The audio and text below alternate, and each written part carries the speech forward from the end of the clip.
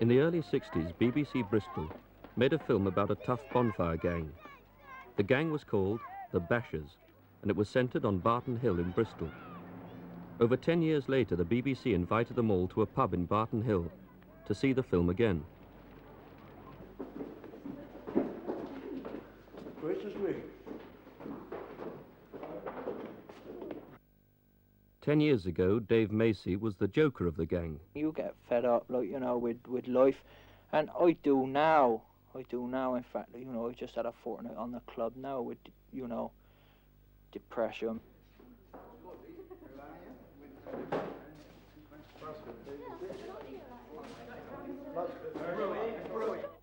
At the time of the first film, Barry Short was seen as the leader of the gang. I can remember to this day, I still haven't had them 5 Woodbines. Just before the first film went out, Paul Winstanley had got a job in a stockbroker's office. I got this check from the BBC and I thought, oh, lovely, because it was more than I was earning per week. So I couldn't cash it because I didn't have a bank account. So I took it into the office and asked if they could cash it for me. So they said they'd cash it, but also they wanted to know why and what it was all about. So I explained that we'd done a film, all my mates, and together we'd done a film for the BBC, and they, surprisingly enough, paid us. So they gave me the cash, and they, you know, so they wanted to know more about it. So I told them when the film was going to be on the television, and they all sort of sat down and said they'd wait to see it. Then they actually seen it, and they come in the next morning. Nobody spoke for about an hour. They were sort of amazed. Shortly afterwards, Paul Winstanley left the stockbroker's office, but he had had little contact with the Bashers until their film show reunion.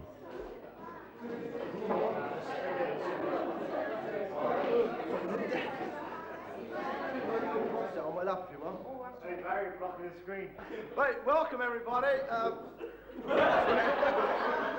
All right, Fred, and you, Fred. We're just about to show the film that was made in 1962, The Bashers. Right, lights, please. Hey, clean it up, brother. Look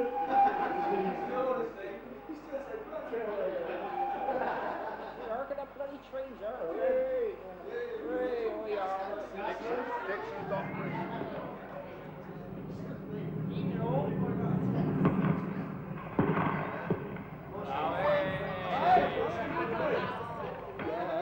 I don't know, when I get bored in work, I think to myself, well, I'll go around collecting for the bonfire in the night, and I enjoy it, and the day goes a bit faster then if I keep thinking about that.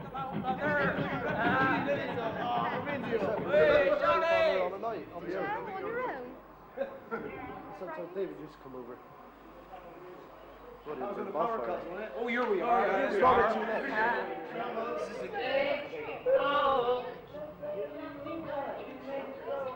They call themselves the Bashers, but they don't bash anybody.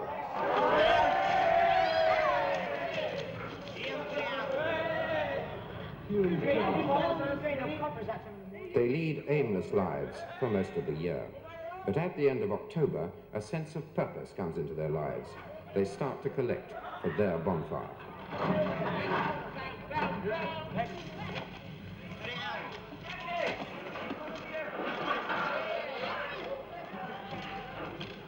They build it like a wigwam and sleep in it at night to stop it being burnt down. How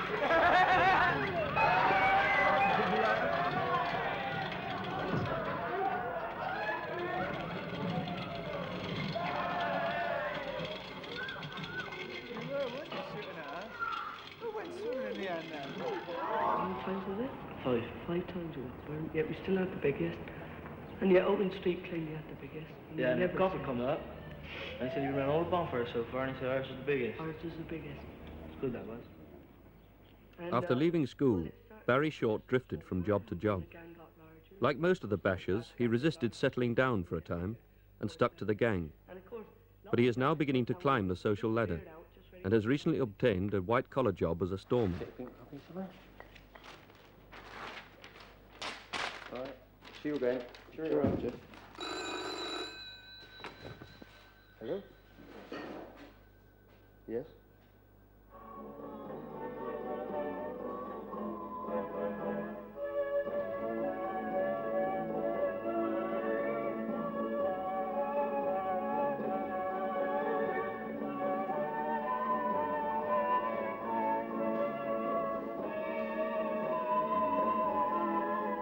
The dancing classes are held at a church hall in Barton Hill, near what was once the site of the Bashers' bonfire. Barry and his wife Sue are learning a formation display piece, but for the time being the performance is just for the members of the old-time dancing class.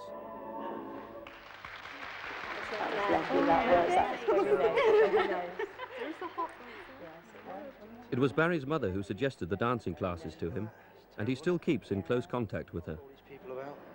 Well, you're not used to it. See? Now, ladies and gentlemen, take your partners, please, for the Tango Solaire.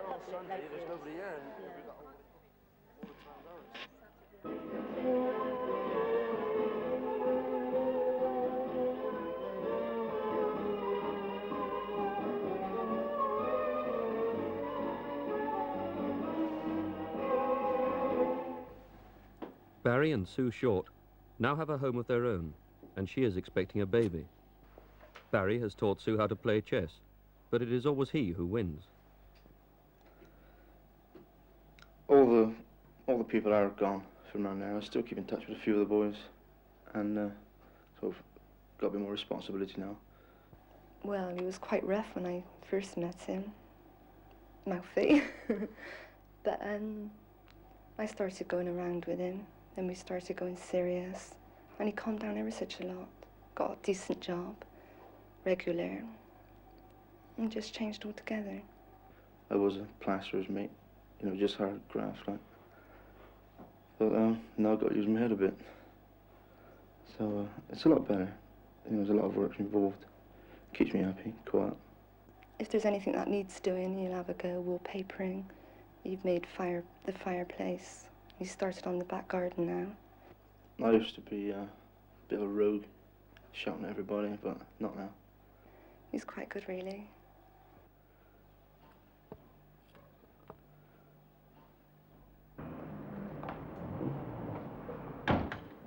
At least once a week, Barry and Sue drive from their suburb back to Barton Hill, which is near the centre of Bristol. Barry's parents still live in Barton Hill, and Barry and Sue usually spend their nights out there at his father's local.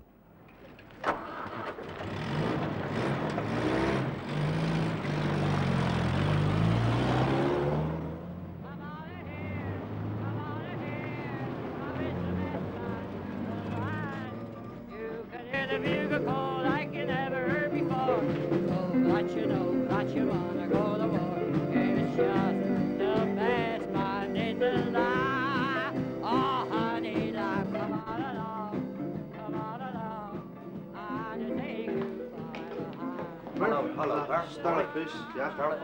Yeah. So?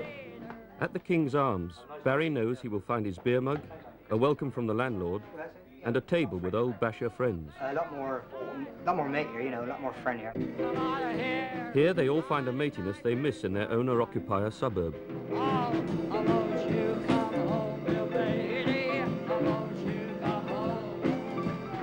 I mean, Christmas, you take Christmas, you used to get 4 or 5 of your neighbours in and all have a shindig, but now... Oh, no, there's you not don't even get nobody yourself and your family, that's all. So if nobody comes up to have a drink, we don't see nobody. So I don't know if it's because people live sort of actually next door, whereas now you've got gardens dividing you off, really, you know, but you seem to know you come out by the front door and you're next, sort of actually sort of with your next door neighbour, but now you seem to gardens dividing you and everyone seems sort of separated. Everybody, let's rock. Everybody in yourself block. We're dancing to the jazz rock. And I'm the 47, said the number 3. You're the cutest jailbird I ever did see. I sure would be delighted with your company. So come on to the G, let's rock with me, let's rock. All right,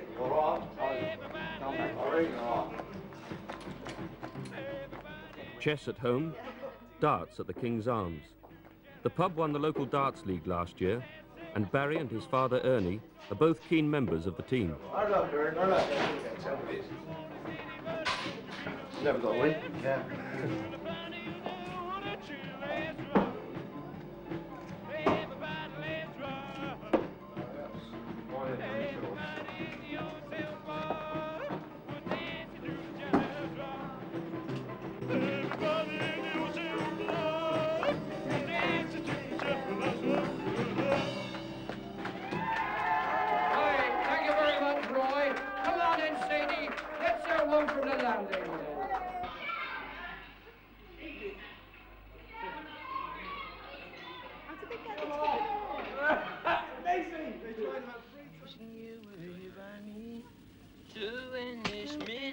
life, and I wonder. I wonder. The first I used to work, there used to be too many bleeding good bosses. So I see the kid. Other side, Frank. You gotta get look, tangle up. Go off, Ray. I got Oh, tangle. just missed it. When I died, I should be going to worm me. Born 28th of February 1819, died at Clifton Grove, Clifton, 6th of October 1900. A tomb here. Oh, what do you want a tomb for? What can't bury in a grave? What's that teapot on the top for? Paul Winstanley, after his unhappy period in the stockbroker's office, decided to set up in business. After working for a landscape gardener for a time, he and a workmate started their own landscape gardening firm. With a pond and a waterfall and some shrubs in. Have you got any idea how much that'll cost? Rough cost, only be a rough cost, mine. About £200. That includes the pool and Includes everything? the pool, yeah, I yeah, see. includes the pool. Now Paul Winstanley is himself an employer, and each week works out with his partner how much they have to pay for their employees. It's too much again. Morecambe, 2. What's that, leak money? Now Paul Winstanley has a home of his own, but his bedroom there has become an office. Now, at the end of a day's work, I got to come back and start this. Sometimes I'm up here all evening working. So it's just a question of adjusting. You can see, because you're in business, you can seem to get more hours out of yourself. Sophistication. When the two children are in bed, Mrs. Winstanley usually watches television.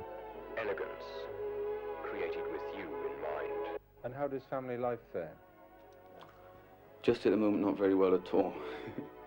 But of course, I'm getting extra money, so I'm paying out extra money so they can have more enjoyment because I'm not there. Like, if I work a weekend, I give them a few pounds and they just go off for a day, the wife and the children. And then it leaves me to carry on then. Do you ever wonder whether it's worth it? I mean, looking into the future. No, it's early days yet, and perhaps a couple of years' time you'll be able to sort of look at the situation, then you can really tell. It's definitely not worth it at the moment. There's got to be something in the end of it.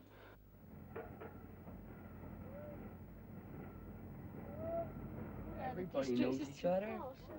Yeah, other districts is too poor. You can't go no anybody looking at you, but round you're just home from home, like, you know. Nobody says, oh, look at E, oh, don't think much of E. Because they're all the same, they can't criticise each other. They're all of the same sort of breed. We ain't pedigree. Oh, we ain't pedigree. Far away, wild wind. Wild wind, blow away my blues.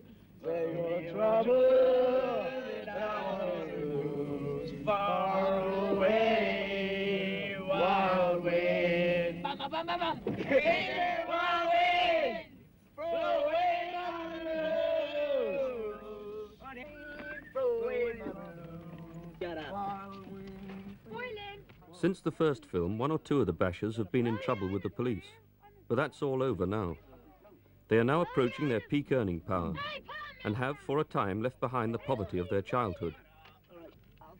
Christine Hughes, for example.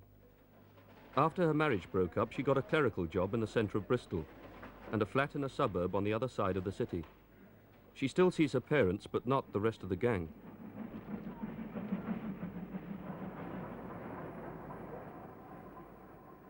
Then there's Benji Segesti. Working hard at a skilled job, he can bring home £50 a week. Because that wage depends on a lot of overtime, he isn't going for a mortgage. But for the time being, he can keep his wife and 2 children comfortably. Oh yeah, I know where it is. I know where that is. Shut up. Most of the Bashers have now left the drab area where they once slept out in their bonfire, and some have managed to buy their own homes. After years as an apprentice gas fitter, Peter Howard now earns enough for him to afford his own home.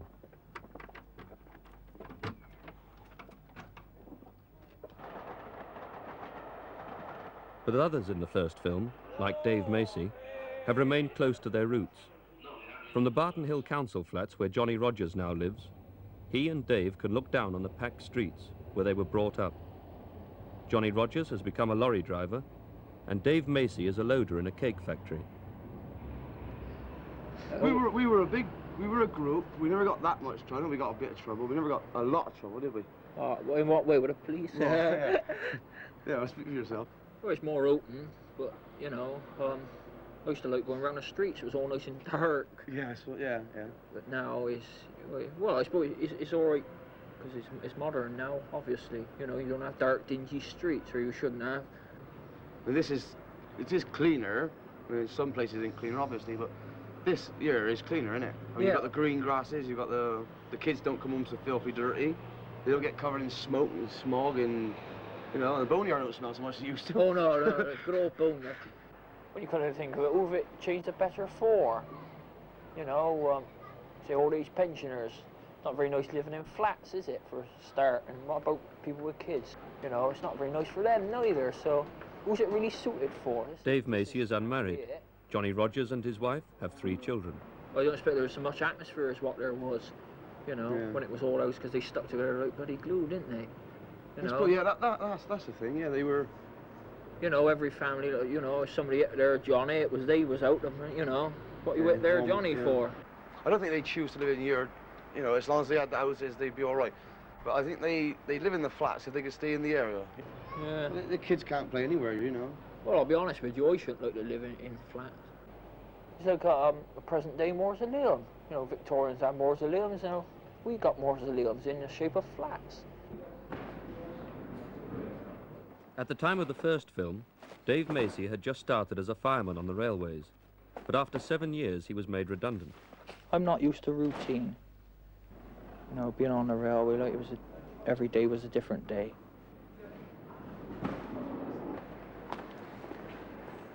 But working out there, every day's the same. Nothing different happens. You know what's going to happen. I mean, the only thing, the trunker might be late. Oh, that's marvelous. Like, oh, it's something different. But that's it. There's nothing else. Like, you know.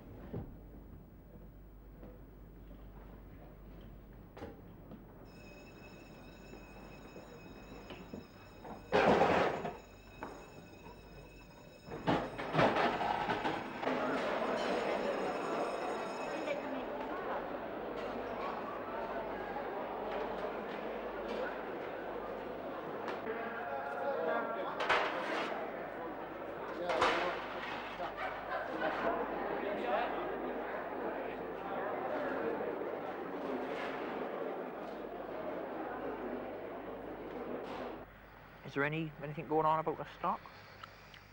During the break for the midday meal, Dave Macy prefers to avoid the staff canteen and, whenever possible, to eat his sandwiches with friends, overlooking a nearby veteran engine. He and a group of fellow railway enthusiasts intend renovating it and putting it back into working order. Yeah, I know, but they're all different, in shape and form from what ours were, you know. What, you were on the LMS at Barrow Road, were you? Oh yeah, on a Premier line. Oh, but of course. You know, but it's different. As I get on there, I can't tell what I can see. Well, that's it. His affection for discarded forms of transport occupies almost every moment he is away from his job back in the cake factory. You know, it's okay to me. I mean, I'm not really mad about the job, but on the other hand, I don't mind it. I goes and does it and accepts it, and that's it. I mean, everybody got to do a job of work.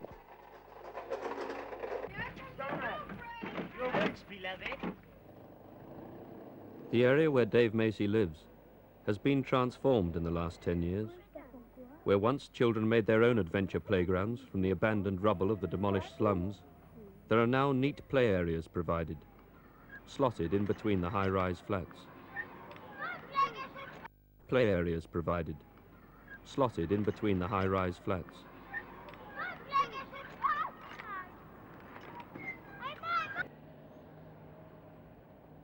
Where once the newly built flats were the exception, they are now the norm, and it is the close streets of terraced houses that have become the exception.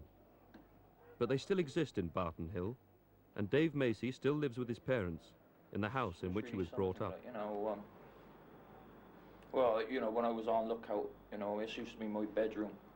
And I used to look out and see the bonfire, like, you know. Our mum used to say, oh, time for bed or something, you know. I used to come up the stairs, you know, pretend I was going to bed, like, open the window, straight out the window, like, you know, over the wall, and it was over the bonfire then, keep guard. Well, the railway used to run parallel to the bus depot and up over these